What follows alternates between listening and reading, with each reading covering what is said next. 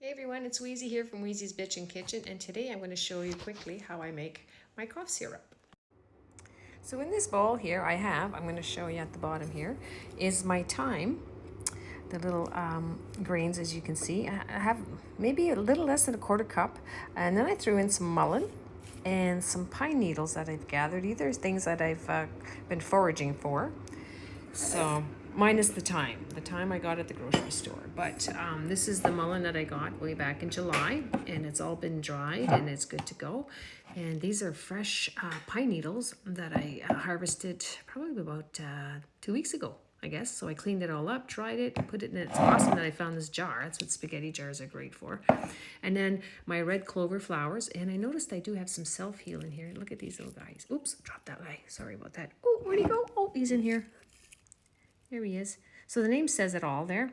And I'm going to add also some elderberry. These are the fruit that's dried. You can hear it. Just looks like little black balls. And once you steep it with the tea, it'll soften up and it'll release. Elderberry, as we know, is really good for coughs. And here I've got black currant, which I'm also going to add. So all together, I'm going to be putting this in here. So what I wanted to do here is just add some more of my rosemary. Sorry about that, with red clover in there. A couple more. And oh, look at this. I'm going to throw a self-heal. I'm going to throw in all these elderberry seeds and the black currant. I already have the water boiling, so what I'm going to do is add the boiling water to this. About a cup and a half. Because I've only got this big of a jar, so I got to see what we got here. Okay, that's about good. And then I just want to make sure I submerge everything. Now we're going to let this steep. Oh, look at we're fogging up. You see the red clovers, as soon as they hit the hot water, they lose their color. But what's going to be nice about this syrup, it's going to look like an elderberry syrup because it's going to have that nice purple color. So I'm going to let this steep. So I just put a plate on there. You want to make sure none of the good stuff escapes. So that's nice and tight. I'll let that sit possibly for about, I'm going to try for an hour so I can get as much of the nutrients that we need from all the plants and the herbs. And then we'll go from there. Hey y'all, I'm back. So it's been about an hour and I'm going to strain all the liquid out of these herbs into my strainer, and I'm going to add them to my honey. So here they are. You can see the nice color. Look how beautiful that is. Yeah, just like elderberry syrup, but it's going to have a lot more properties. So I'm going to pour this into my handy dandy little strainer. You know, these things here, can't find these anywhere. Bought this at a yard sale, I swear, decades ago. And I went online to try to find one. Thought I had the right kind, but it was about the size, about that big. A little strainer that big. Like, what the hell is that? It was quite the joke. So anyways, here we are. Pouring this in.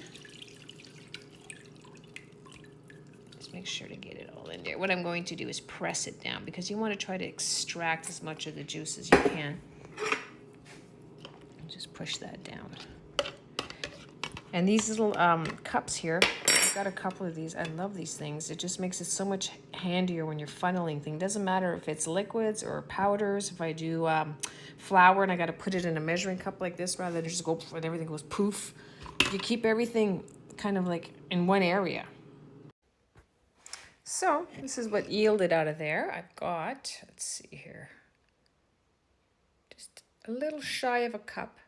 So I'm going to pour that in here. Oh, hold on a second. We got, mayday, mayday, we got a problem. Elderberry seeds got away. Hang on. So what we're going to do is strain it again. So took all the herbs out, cleaned it up, dried it, and I'm going to pour the rest of here.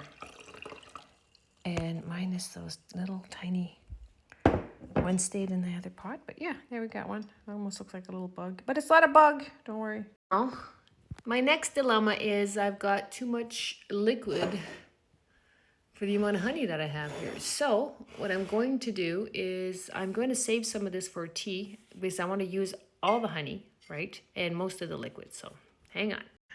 There's nothing like eyeballing it. Okay, so I put the rest in my little teapot here, which I had other tea sitting in, but now it's in there. And we're going to drink that tonight, me and my hubby. We have a cup of tea every night. So here goes the honey.